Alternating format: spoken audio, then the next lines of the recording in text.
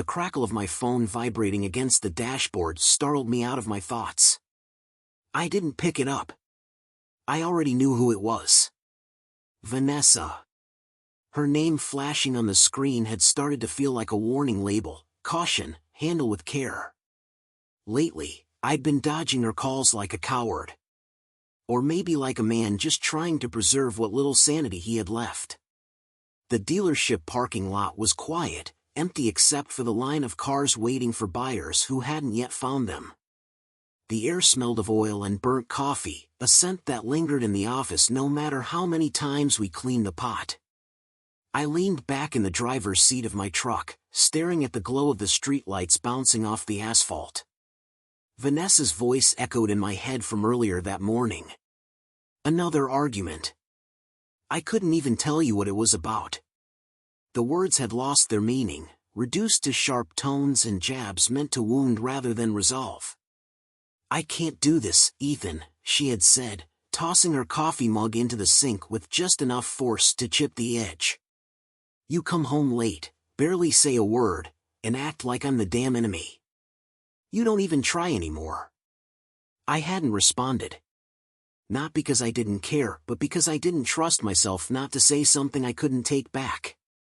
Her words had teeth, sharper than usual lately. And I was tired of bleeding. The phone buzzed again, but I still didn't answer. Instead, I stared at my reflection in the rearview mirror. 39 years old. Lines creeping around my eyes. A head of dark hair that seemed a little thinner every time I combed it. I used to like the man staring back at me. Now he just looked like a shadow of someone I used to know. Vanessa wasn't always like this. There was a time when her laugh was the best part of my day, when we couldn't keep our hands off each other, when she'd wear one of my oversized shirts around the house, and I'd think she was the most beautiful thing I'd ever seen. But that felt like a lifetime ago. Somewhere along the way, we'd stopped being us and started being, whatever this was. A truce masquerading as a marriage. Two people living parallel lives under the same roof. And then there was Clara. Our daughter. 13 years old and already armed with a sharp tongue and a look that could cut glass. She had Vanessa's auburn hair, her green eyes, and her tendency to say exactly what she thought without worrying about the fallout. I loved her fiercely, but I couldn't help feeling like I was losing her too.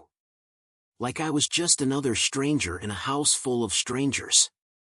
The phone stopped vibrating.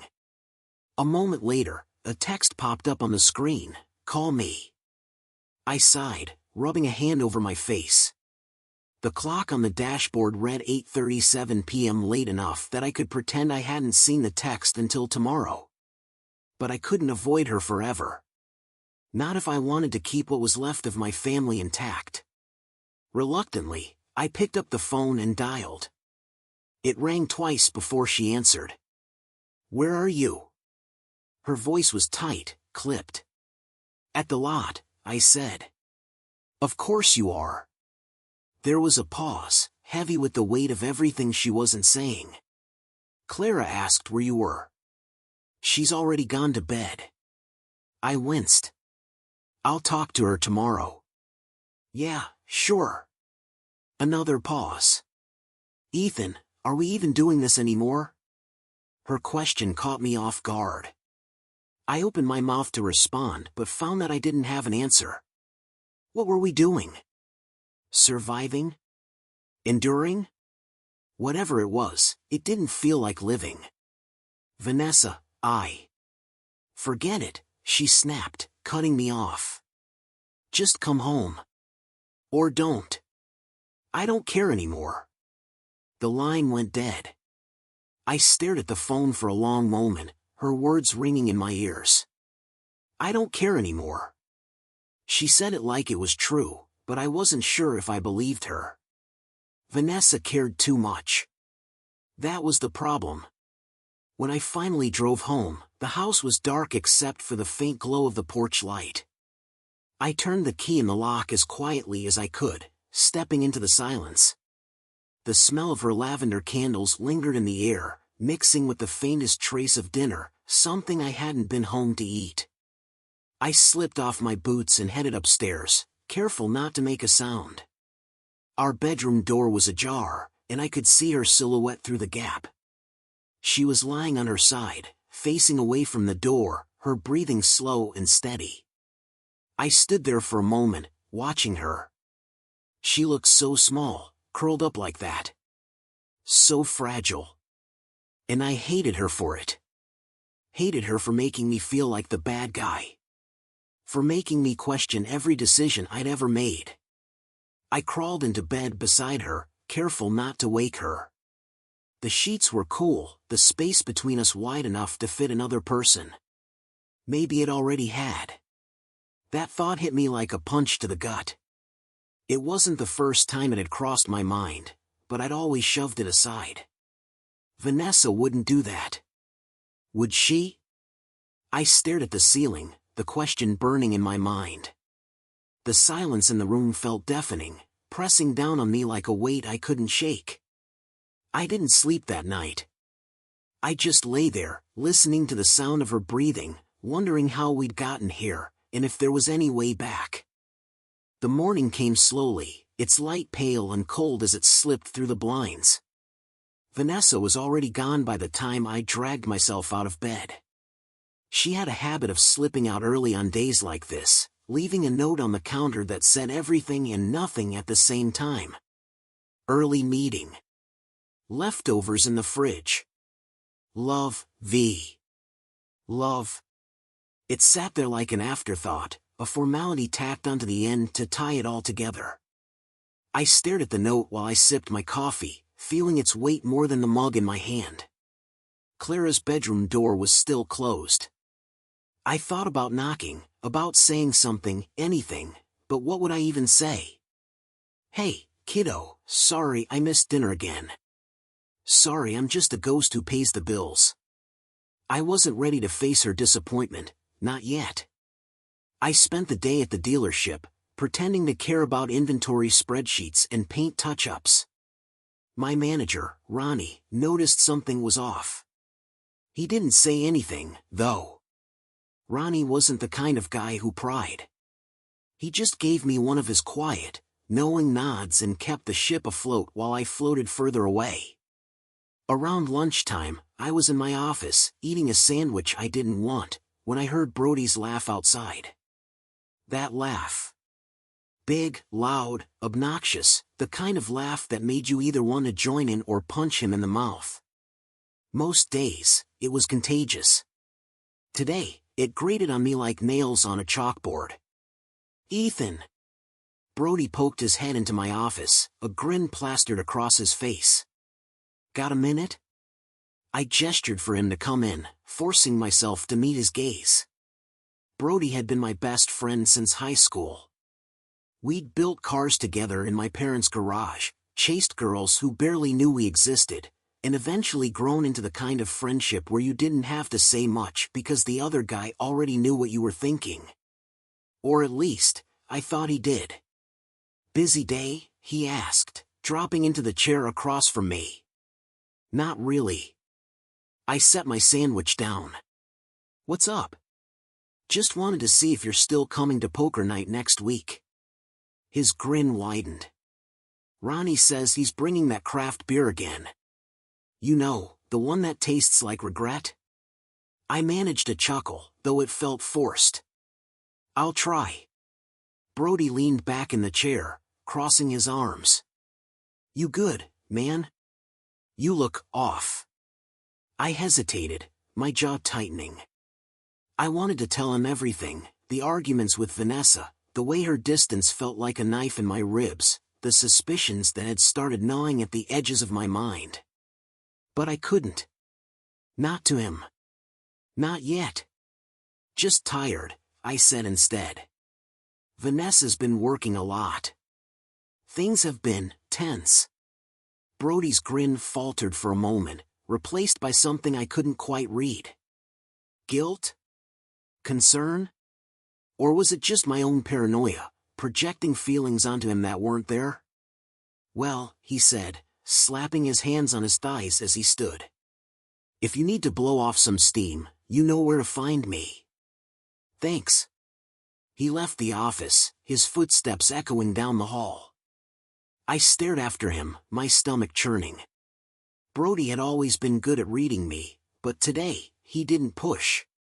That alone was enough to make me suspicious. By the time I got home, the house was quiet again. Vanessa wasn't there, and Clara was up in her room. I opened the fridge, half hoping for something to distract me, but all I found was a container of leftover lasagna and a bottle of milk that was a day away from turning. Sitting at the kitchen table, eating cold lasagna straight out of the container, I couldn't shake the feeling that I was missing something. Something important. Vanessa's face kept flashing in my mind, her forced smile, her sharp words. And then there was Brody. His laugh, his grin, the way his hand lingered on my shoulder just a little too long as he left my office. I set the fork down, my appetite gone. That night, Vanessa came home late, her heels clicking against the hardwood floor. She looked polished. Hair curled, lipstick perfect, a fitted black dress that clung to her in a way I hadn't seen in years. She didn't look like a woman who had spent the day in meetings. "You're still up," she said, her tone neutral. "Couldn't sleep." I leaned back on the couch, watching her from across the room. "How was your meeting?" "It was fine." She slipped off her heels, setting them neatly by the door. "Long?" I didn't respond. Instead, I studied her, the way she moved, the way she avoided my eyes as she headed toward the kitchen. She poured herself a glass of wine, her hand trembling just slightly as she lifted the bottle. "Vanessa." My voice was low, steady. She froze, the glass halfway to her lips. "What? Are we okay?" She turned to me, her expression guarded. "What do you mean?" I trailed off, searching for the right words. "You've been distant. We've been distant. I'm tired, Ethan." Her voice was sharp now, cutting me off. "Work's been insane, Clara's a handful, and I don't have the energy to play 20 questions right now." I stood, the tension crackling between us like static electricity. "I'm not trying to start a fight. I just want to know if we're still in this. If we still have a chance." Her eyes met mine then, and for a brief moment, I saw something there. Fear. Sadness. Maybe even regret. But just as quickly, it was gone. "We're fine," she said, turning away. "I'm going to bed." I watched her walk upstairs, the sound of her footsteps fading into the silence. My chest felt tight, my mind racing with questions I wasn't ready to ask. But one thought stood out above the rest. She was lying. I just didn't know how much yet. The next day, I made up my mind. I wasn't going to sit around, letting doubt gnaw at my sanity like a slow-growing cancer. If Vanessa wanted to keep secrets, I'd have to uncover them myself. It wasn't who I wanted to be. Hell, it wasn't who I ever thought I'd be. But here I was, driving across town with an uneasiness in my gut that felt like a warning. The private investigator's office was nothing like I'd imagined. No dark alleys or flickering neon signs. Just a nondescript door on the second floor of a strip mall sandwiched between a dental office and a yoga studio. The sign on the door read North Star Investigations, and the waiting room smelled like stale coffee and old paper. Nick Grant was a man who looked like he'd been chewed up and spat out by the world but somehow decided to stick around anyway. Late 50s, graying beard, and eyes that seemed to catalog every detail about you the moment you walked in. He gestured for me to sit down without a word. "So," he said, leaning back in his chair. "What brings you here, Mr. Hayes?" I hesitated. Saying it out loud felt like admitting to a crime. But then I thought about Vanessa's sharp tone, the wine glass trembling in her hand, and Brody's laugh. That damned laugh. I think my wife's cheating on me, I said finally. Nick didn't blink. He just nodded, like he'd heard the words 100 times before. What makes you think that? She's been distant. Cold. Working late a lot.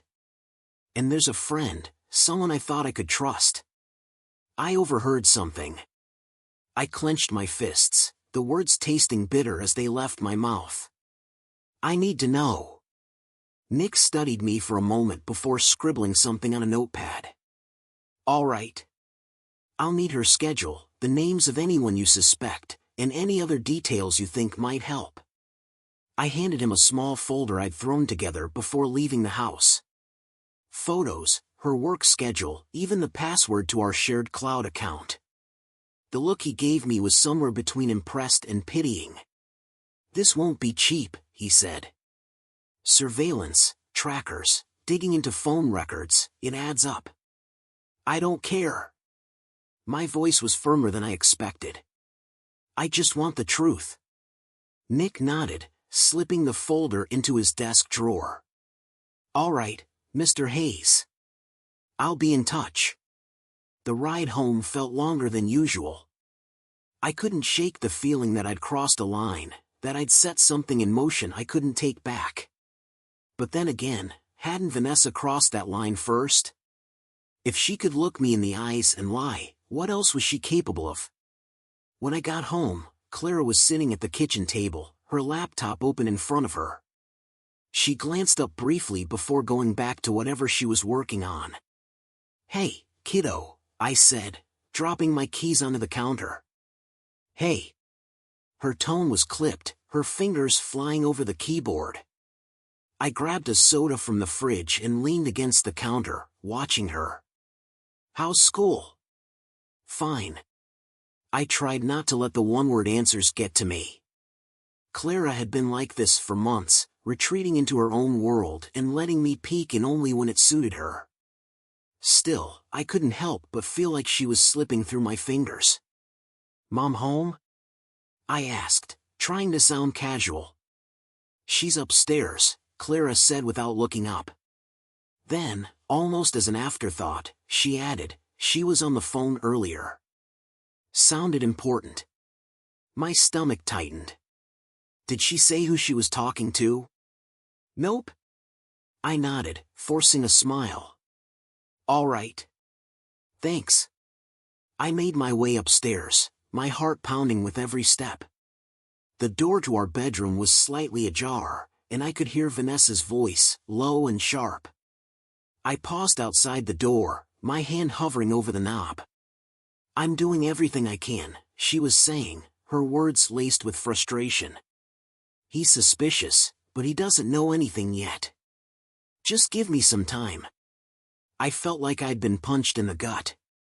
My hand fell to my side, trembling.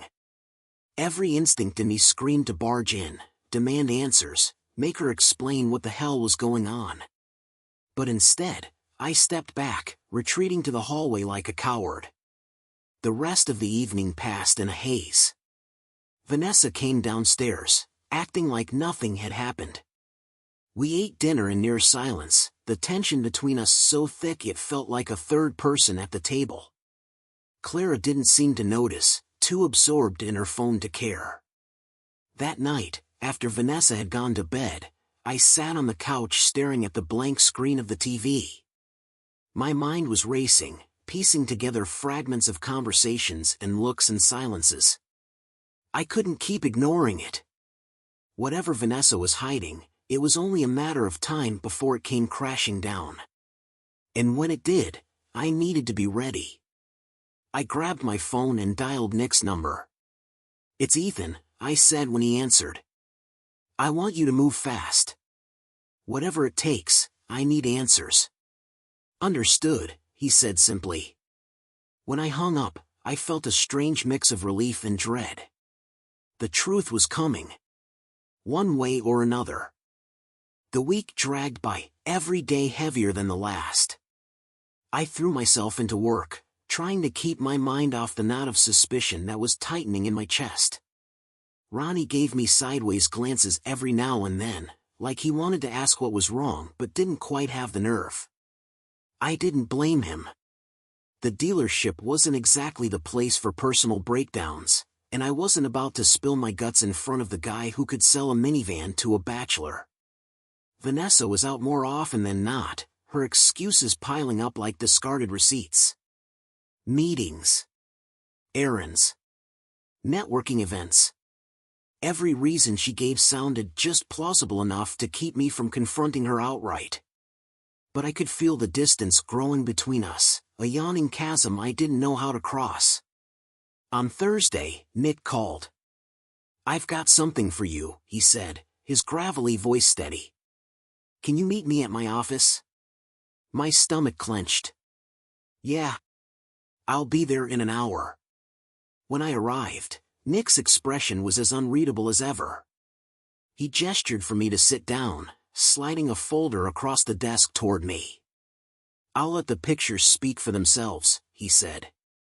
My hands felt like lead as I opened the folder. The first photo was blurry, taken from a distance, but there was no mistaking who it was. Vanessa, standing in the parking lot of a restaurant I didn't recognize, her hand brushing against someone else's arm. Someone who wasn't me. The next photo was clearer. Vanessa, sitting in a booth, her face lit with a smile I hadn't seen in months. The man sitting across from her was leaning in close, his hand resting on hers. My vision blurred, the edges of the room closing in.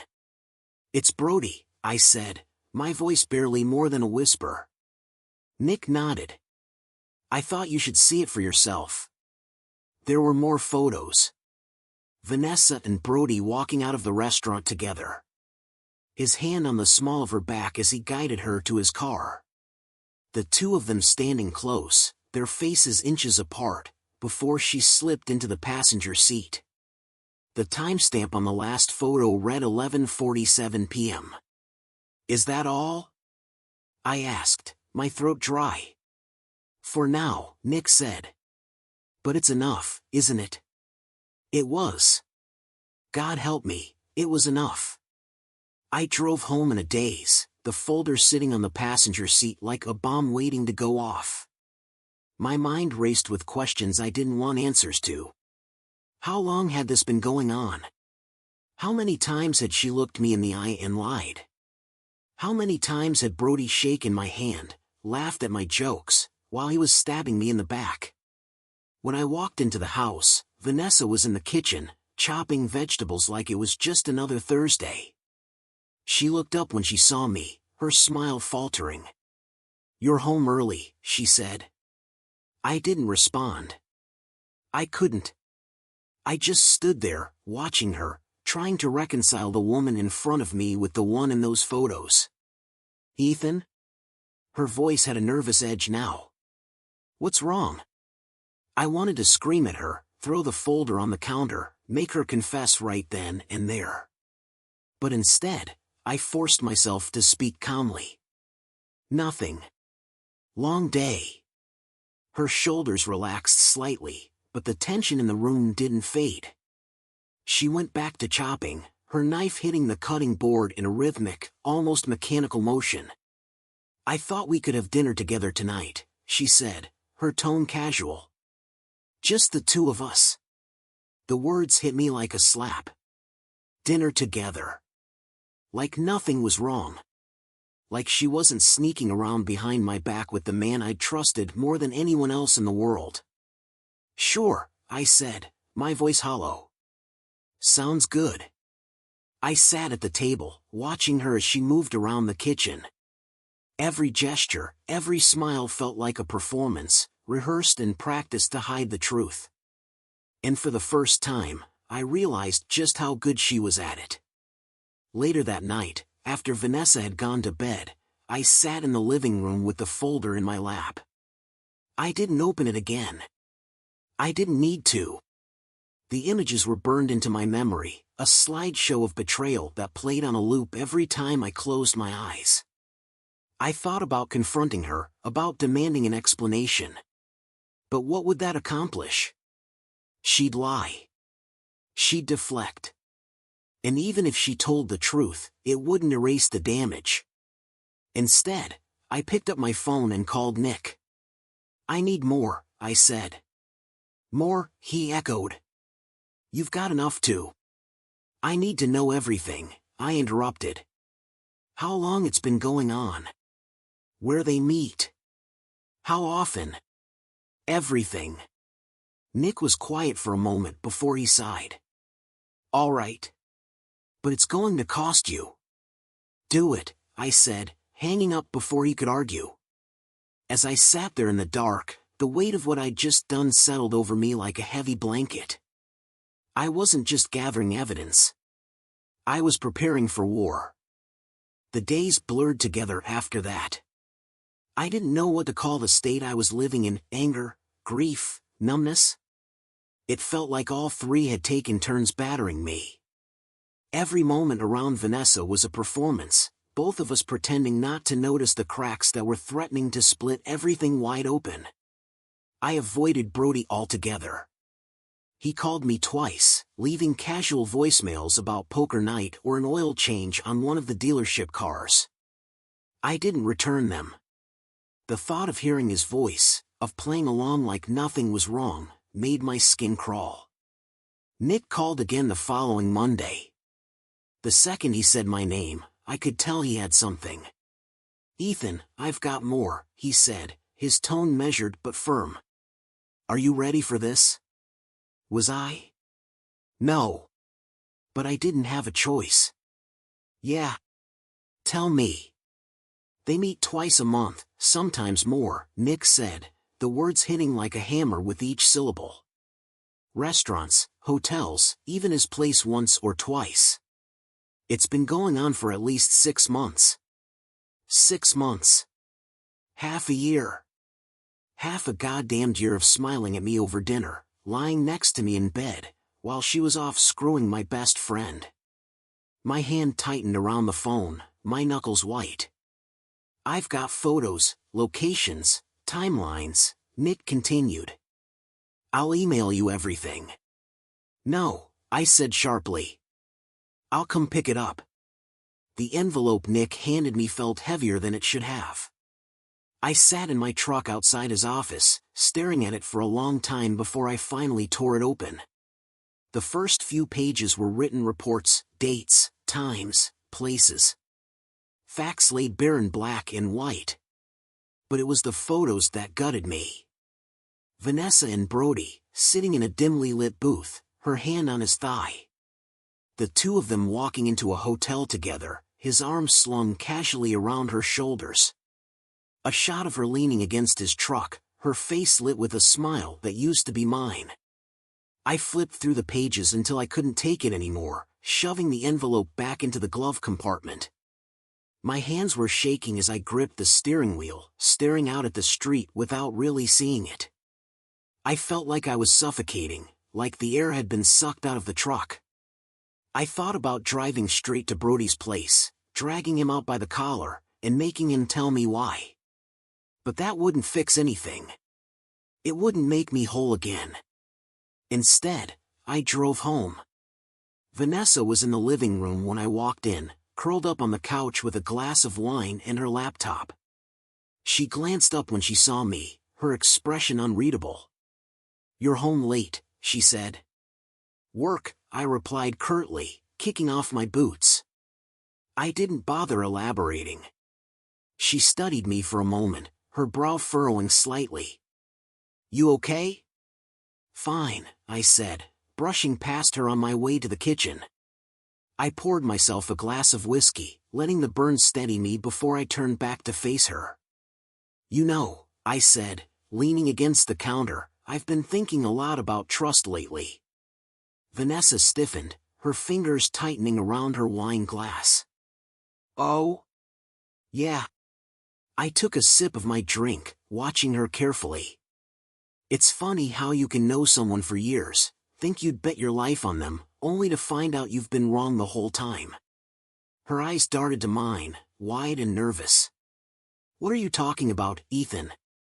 "I'm talking about us, Vanessa," I said, my voice steady but cold. About how I've been watching you lie to my face for months. Her mouth opened, then closed again, her expression shifting from confusion to something closer to fear. I don't know what you're. Don't, I snapped, cutting her off. Don't you dare sit there and pretend you don't know what I'm talking about. She set the wine glass down, her hands trembling. Ethan, How long? I demanded, my voice rising. How long have you been screwing Brody behind my back? The words hung in the air like a slap. Vanessa's face went pale, her eyes filling with tears that I didn't trust for a second. It's not what you think, she stammered, her voice shaking. I can explain. Explain what? I barked, slamming my glass down on the counter. Explain how my best friend and my wife decided to make a fool out of me? Explain why the two people I trusted most decided I wasn't good enough for either of them? Her tears spilled over, but I didn't care. I couldn't care. Not anymore. It was a mistake, she said weakly. It wasn't supposed to happen. But it did, I said, cutting her off again. Over and over and over again. Don't act like this was some one-time thing. I know the truth, Vanessa. I've seen the photos. Her breath hitched, her face crumpling as she realized there was no escape. She sank onto the couch, her head in her hands, sobbing. But I couldn't feel sympathy. All I felt was a cold, hollow rage. I trusted you, I said, my voice quieter now but no less sharp. I built my life around you. Around us. And you threw it all away for what? For him? She looked up at me then, her face streaked with tears. I never stopped loving you, Ethan. I swear. I laughed bitterly, shaking my head. If this is love, Vanessa, I want no part of it. I turned and walked out of the room, her sobs following me down the hall like a haunting refrain. That night, I slept on the couch, the envelope still hidden in the truck outside. It felt like the only safe place to keep the truth. I didn't know what came next. All I knew was that the life I thought I had was gone, shattered beyond repair. The morning light felt sharper than usual, cutting through the cracks in the blinds and stabbing into my eyes. My back ached from the couch, the cushions doing little to soften the blow of the night before. Vanessa was still in the bedroom when I got up, the door shut tight. I didn't bother knocking. There was nothing left to say, not yet. Instead, I poured myself a cup of coffee, black and bitter, and sat at the kitchen table. My mind replayed the argument, every word of it etched into my memory like a scar. Her tears, her excuses, they all felt hollow. The truth was out, but it didn't bring the relief I thought it would. It just made the silence heavier. Clara came downstairs a little after 9, her hair a mess and her phone glued to her hand. She barely glanced at me as she grabbed a box of cereal from the pantry. Morning, I said, my voice rough from lack of sleep. Morning, she mumbled, pouring herself a bowl. She sat across from me at the table, scrolling through whatever app had her attention. I watched her for a moment, the weight of everything pressing down on my chest. Clara, I said, setting my mug down. We need to talk. Her eyes flicked up, wary. About what? I hesitated. How the hell was I supposed to have this conversation? How did you tell your daughter that the life she thought she had was built on lies? About your mom, I said finally. And about Brody. She froze, her hand tightening around her phone. What about them? I took a deep breath, trying to steady myself. They've been involved. Behind my back. Her expression shifted, a mix of confusion and disbelief. What are you talking about?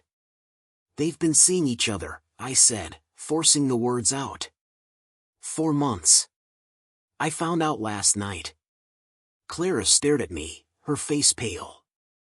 You're lying. I wish I was, I said, my voice cracking. But I'm not.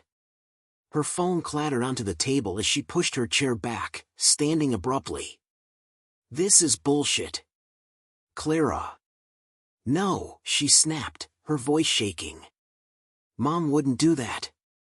Brody wouldn't do that. You're just trying to ruin everything because you're mad or something. Her words hit like a slap, but I didn't back down.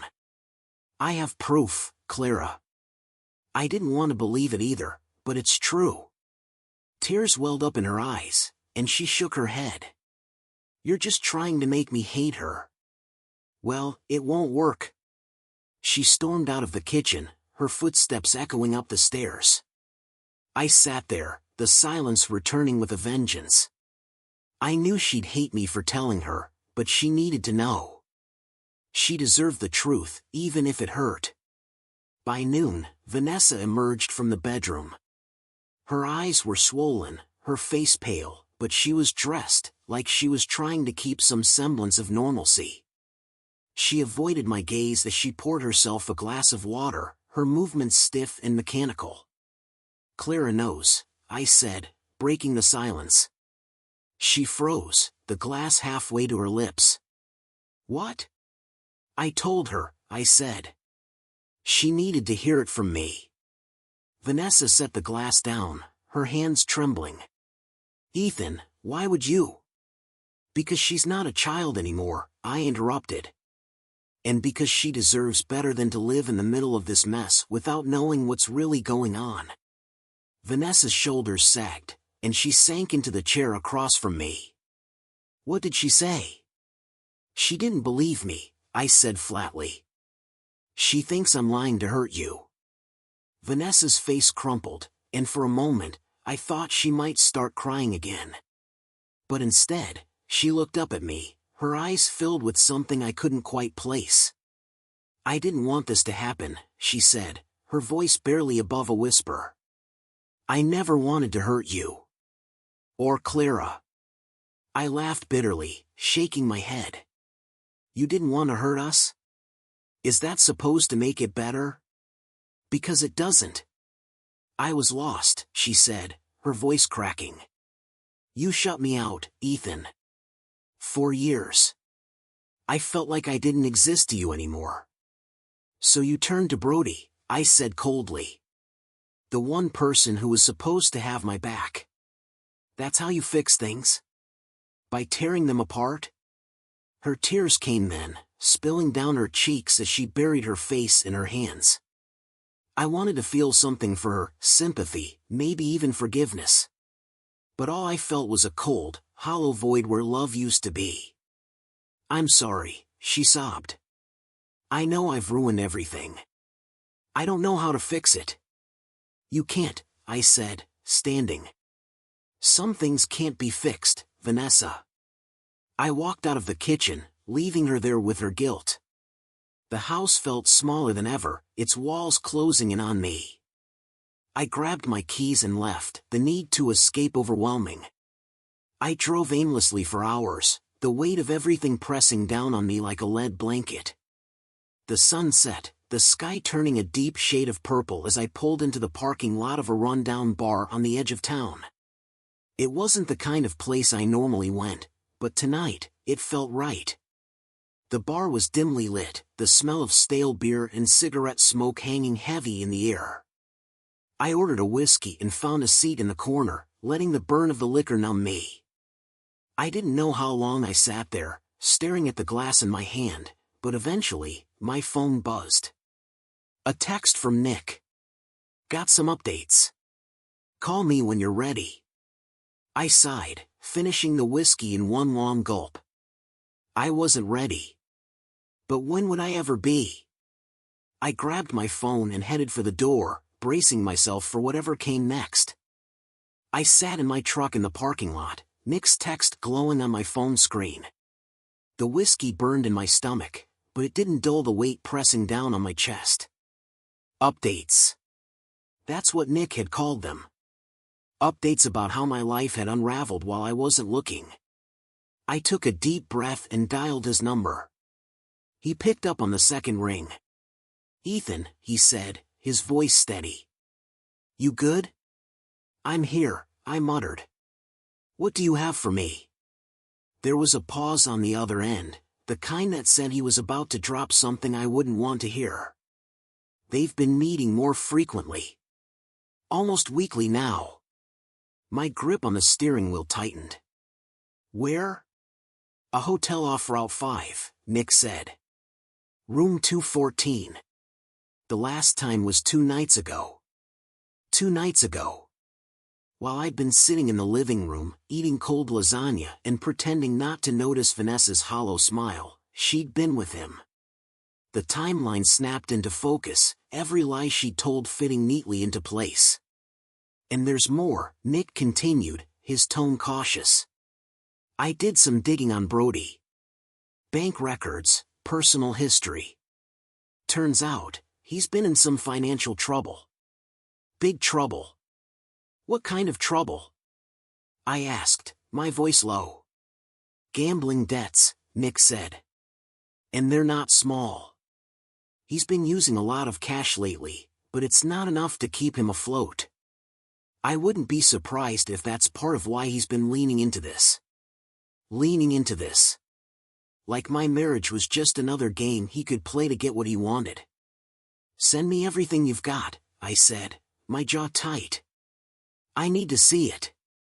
Will do, Nick said. Ethan, you okay?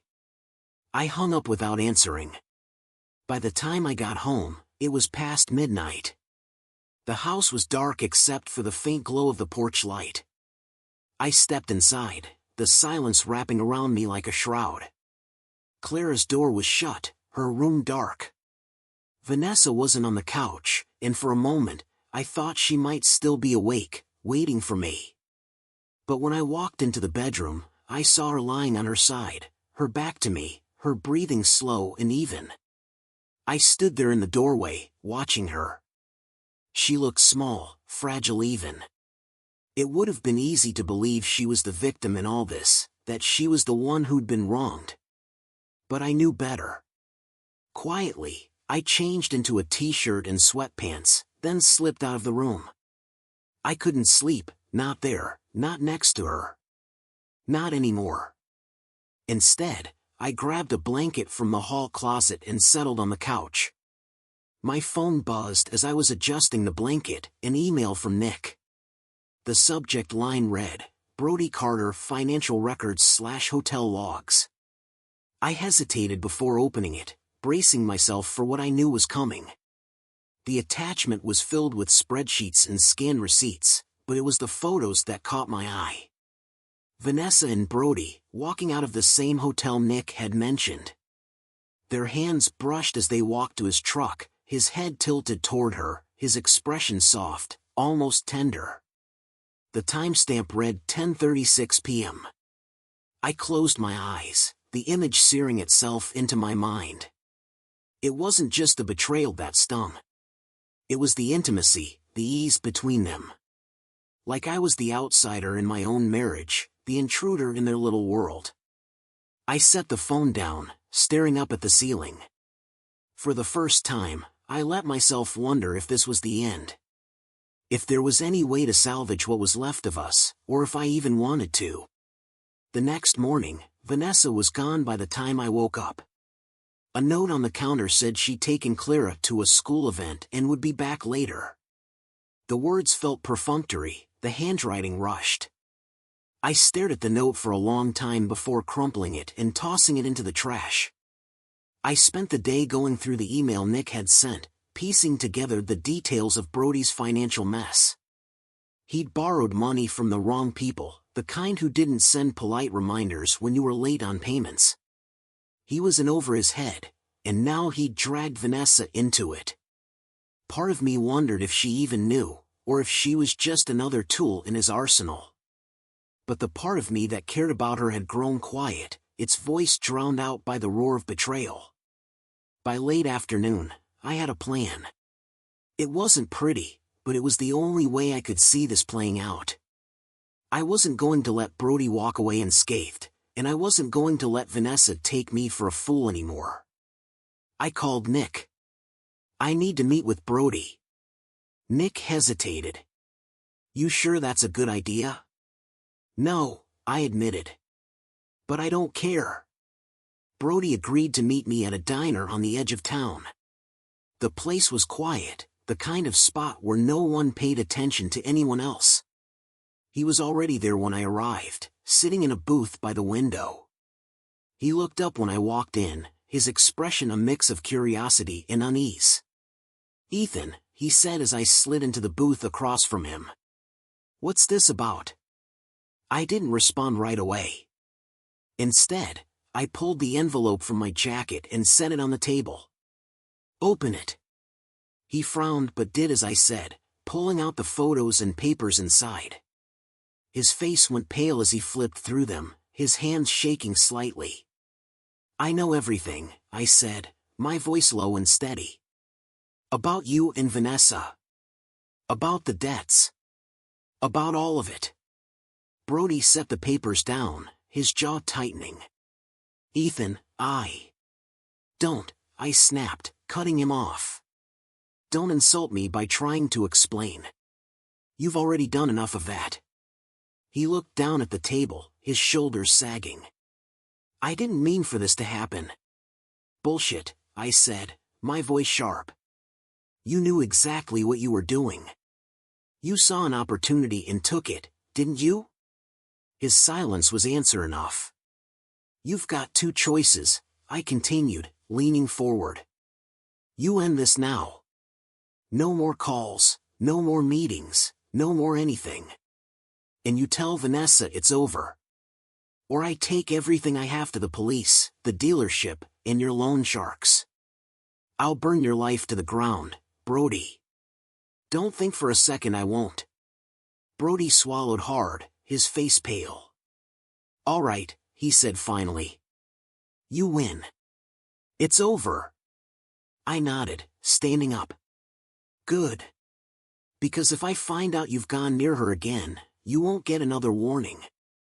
As I walked out of the diner, I didn't feel victorious. I didn't feel anything at all. The war wasn't over yet, not by a long shot. But this was the first battle I'd won. I didn't go home after leaving the diner. The thought of walking back into that house, pretending for Clara's sake or enduring Vanessa's carefully practiced silence, made my skin crawl. Instead, I drove aimlessly through town, the cold November wind rattling against the truck's windows. The weight of my confrontation with Brody lingered, pressing down on me like a second layer of gravity. What had I accomplished, really?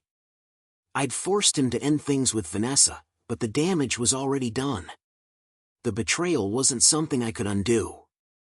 It was permanent, burned into the fabric of my life. And Vanessa, she was a question mark, an unresolved variable that I couldn't figure out how to solve. By the time I pulled into a parking lot near the city overlook, the sun was starting to set, painting the sky in deep reds and purples. I killed the engine and stepped out, the icy wind biting at my skin. The overlook was deserted, the picnic tables covered in frost, the paths lined with fallen leaves. It felt like the world had paused, holding its breath alongside me. I leaned against the railing, staring out at the city below. The lights flickered like stars, tiny pinpricks of life that seemed impossibly far away. I pulled out my phone, scrolling through the photos Nick had sent one last time. Each image was like a dagger, a sharp reminder of everything I'd lost. I wanted to hate Vanessa. Hell, part of me already did. But another part of me, a quieter, more painful part, missed the woman I'd married. The woman who used to light up a room with her laugh, who'd once looked at me like I was her entire world. That woman felt like a ghost now, someone I could barely remember, and I wasn't sure if she'd ever really existed or if I'd just imagined her. My phone buzzed in my hand, snapping me out of my thoughts. It was a text from Clara. "Where are you? Mom's freaking out." I sighed, tucking the phone back into my pocket. Freaking out, huh? Maybe she should have thought about that before she decided to blow up our lives. Still, I couldn't leave Clara in the middle of it all. She didn't deserve that. None of this was her fault. Reluctantly, I climbed back into the truck and started the drive home. Vanessa was pacing in the living room when I walked through the door, her arms crossed tightly over her chest. Clara was sitting on the stairs, earbuds in, her eyes flicking up at me briefly before she turned her attention back to her phone. The tension in the room was suffocating, every second stretching longer than the last. "Where the hell were you?" Vanessa demanded, her voice sharp. "Out," I said flatly, brushing past her. "Out," she echoed, following me into the kitchen. "That's it? You disappear for hours without a word, and all you have to say is out?" I grabbed a glass from the cabinet, filling it with water and taking a long sip before turning to face her. I needed some space. "Can you blame me?" Her lips pressed into a thin line, her eyes searching mine for something I wasn't willing to give her. "You can't keep doing this, Ethan. Disappearing. Shutting me out." "Shutting you out?" I laughed bitterly, setting the glass down. "That's rich, coming from you." Her face crumpled, a flicker of guilt passing over her features. "I said I was sorry." "Sorry doesn't cut it, Vanessa," I snapped, my voice rising. "Sorry doesn't undo what you did. It doesn't fix this." She took a step back, her arms dropping to her sides. For the first time, she looked truly lost, her confidence crumbling under the weight of my anger. "What do you want me to do, Ethan? Tell me. I'll do anything." I stared at her, the silence between us crackling with unspoken words. What did I want? An apology wouldn't change what had happened. Promises wouldn't rebuild the trust she'd shattered. All I wanted was to feel whole again, and I wasn't sure if that was even possible. "I don't know," I said finally, my voice barely above a whisper. "I don't know if there's anything left to fix." Her eyes filled with tears, but I didn't move to comfort her. I couldn't. I wasn't ready. She stood there for a moment, as if waiting for me to say something else, but when I didn't, she turned and walked away, her footsteps fading up the stairs. I stayed in the kitchen, the weight of her absence settling over me like a storm cloud. Clara's footsteps on the stairs startled me, and I looked up to see her standing in the doorway, her expression unreadable. "You and Mom," she began, hesitating. Are you guys gonna get a divorce?" The question hit me like a punch to the gut. I opened my mouth to answer, but the words wouldn't come. Instead, I leaned against the counter, letting out a slow breath. "I don't know, Clara," I said finally. "I really don't." She nodded, her face blank, before turning and heading back upstairs. I watched her go, the weight of her question hanging in the air long after she'd gone. That night, I sat in the living room, staring at the flickering light of the TV without really watching it. My thoughts were a tangled mess, each one dragging me deeper into the pit I was trying to climb out of. I thought about Brody, about Vanessa, about Clara. About the life we'd built and the pieces I was holding now. I didn't know how to move forward. But one thing was clear, nothing would ever be the same. The morning came slow and gray, the kind of sky that matched the weight in my chest. I didn't wake up in bed, not that I expected to. The couch had become my refuge, even if sleep was more of an idea than a reality these days. The house was quiet, too quiet. Vanessa had taken Clara to school early, and the silence felt like both a blessing and a curse. I stood in the kitchen, staring at a pot of coffee that had long gone cold. The events of the last few weeks ran through my mind like a bad movie, scenes that I wished I could pause or rewind but was forced to watch again and again. Brody's betrayal. Vanessa's excuses. Clara's desperate question about divorce. I grabbed my phone and scrolled through Nick's email again, the photos, the receipts, all of it. My chest tightened as I stared at Vanessa and Brody walking into that damned hotel, laughing like they didn't have a care in the world. Like I didn't exist. I needed to do something. Anything. By midday, I was at the dealership, though I wasn't sure why. The guys were doing fine without me, and Ronnie didn't ask questions when I spent most of my time in my office. I sat at my desk, staring at the stack of invoices I hadn't touched in days. The sound of the door opening snapped me out of my daze. Anna stepped in, closing the door behind her. She'd been my assistant for years, sharp as a tack and twice as loyal. Today, though, her usual cheery demeanor was replaced with something softer, almost hesitant. "Ethan," she said, folding her arms. "You've been off. More than usual." I sighed, leaning back in my chair. "What gave it away?" "Everything," she said simply. "You don't have to tell me what's going on, but whatever it is, it's eating you alive." She wasn't wrong. I hadn't told anyone outside of Nick what was happening, and the weight of carrying it alone was starting to crack me. But Anna had always been a straight shooter. If there was anyone I could trust to hear even a sliver of the truth, it was her. "It's Vanessa," I admitted. "And Brody." Her brow furrowed, and for a moment, I thought I saw anger flash in her eyes. "Brody? What about him?" I hesitated, the words sticking in my throat. "They've been seeing each other. Behind my back. 4 months." Anna's lips parted in shock, and she shook her head slowly. "That son of a bitch." I laughed bitterly. "You're not wrong." Her hands tightened into fists at her sides, her voice sharp. "After everything you've done for him? Everything you've done for her?" "Yeah," I said quietly. "Guess that's what trust gets you." She sat down across from me, her gaze steady. "So what now?" I didn't have an answer. Not a good one, anyway. "I don't know," I said honestly. "Part of me wants to burn everything to the ground. Another part just wants to walk away." Anna leaned forward, her voice firm. "Don't let them destroy you, Ethan. You deserve better than this. Hell, Clara deserves better than this." Her words hit me harder than I expected, and for the first time in weeks, I felt something other than anger. Determination. Maybe even hope. I nodded, the weight in my chest lifting just slightly. "Thanks, Anna," I said. "I needed that." She stood, giving me a small smile. "Anytime."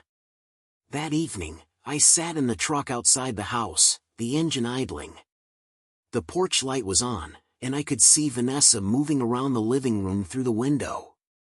I thought about what Anna had said, about not letting them destroy me.